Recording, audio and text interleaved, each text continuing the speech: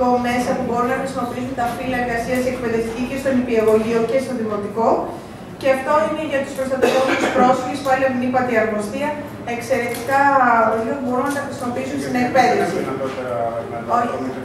Ναι, γι' αυτό και τα έφερα και εγώ μαζί. Αυτό είναι χειροποίητο από την Μαρία την Νικολιά, που θα μας το οποίο το έχει φτιάξει μαζί με την αδελφή της και το προσφέρουν, έτσι Μαρία. Ναι, η αδελφή. Να το ανοίξω εγώ, ναι. να το ανοίξω να σας το δείξω. Είναι χειροποίητη και το έχουν φτιάξει με πολύ αγάπη. Όταν είπαν ότι θα γίνει το ταξίδι, το ανοίγω εγώ τώρα για να το έχω και εγώ περίεργα εδώ. Είναι μια εικόνα χειροποίητη.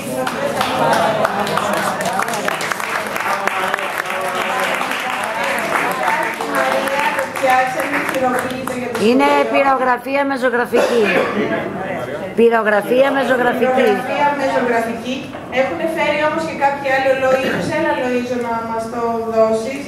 Αυτό δεν έχει συσκευασία, το έφερα μόνο και μόνο για να μπορέσω να το περάσω και στις αποσκευές.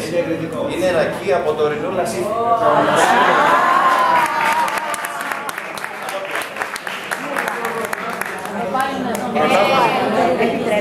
Μετά από θα... Έχει φέρει το... Να τα δώσουμε στην κοινότητα. Ναι, ωραία.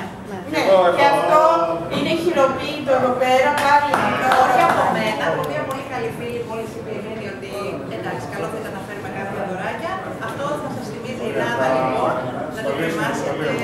Ωραία.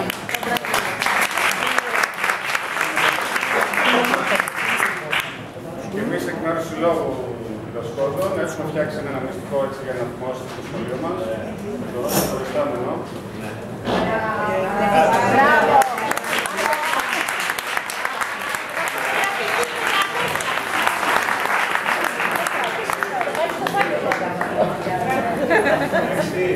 Αγάπη φωτογραφία στο φάκελο.